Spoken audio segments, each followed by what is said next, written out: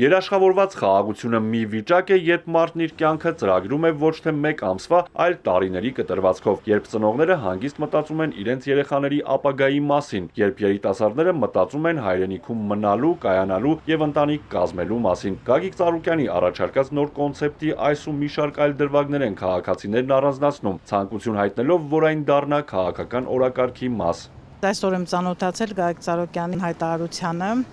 ես համամիտ եմ շատ, որովհետև այո, մեզ պետք է եւ անհրաժեշտ է արժանապատիվ եւ ապահովագրված խաղաղություն, ոչ թե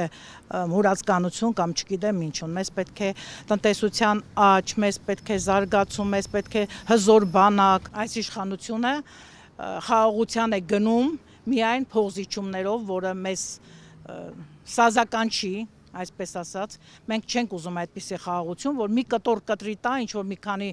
մի քանի ժամանակ չկրակեն կամ չհարցակվեն, այդպիսի խաղաղություն մենք չենք ուզում։ Ճիշտ է ասում Գագիկ Ծառուկյանը։ Նրա ծրագրերը իրական են, գործնական եւ իրագործելի։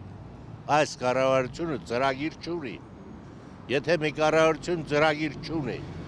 միայն զբաղված ազգային արժեքները քանդելով ու կործանելով, նա տեղ չունի Հայաստանում։ Պարտված իշխանությունը պետք է հեռանա, որպեսզի արժանապատիվ մենք հաշտության պայմաններ կգնենք։ Խաղաղությունը կլինի այն ժամանակ, երբ որ մենք ուժեղ լինենք, մեզանից հեռու մնան, թույլի վրա են հարձակվում։ Երբ որ ուժեղ լինենք, այսինքն համախմբված եւ միասնական եւ տնտեսությունն էլ զարգացած լինի, մեզ այդքան մոտ չեն գա։ Ոչ մի միայնակ ուժ մենակ չի կարող։ Պետք է համախմբեն այդ առողջ ուժերը, ոնց որ ասում են, ազգային ուժերը, ազգային պետական մտածող, որոնք իրենց անձնական շահը ստորադասեն պետական շահին։ Չկա Հայաստանում քաղաքական ուժ, որը պատերազմ է ուզում, հայտարարել է Գագիկ Ծառուկյանը, հակադարձելով իշխանության պնդմանը, թե իրենցից բացի մյուս բոլոր ուժերը մեզ տանում են պատերազմի։ Քաղաքացիները վստահ են, կեղծ թեզեր են շրջանառվում վախի մթնոլորտ ապահովելու համար։ Դա ինչ որտեղ շարքվելու թեմա է դառնում եւ բլեֆ է իմ կարծիքով։ Եթե այս տեմպերով գնաց, մի 5 տարի հետո մենք բան չենք ունենա։ Էլ մյուս ընտրությունները կարող է տեղի չունենան։ Հիմա շատ վճռական պահ է։ Դրանք միֆեր են, դրանք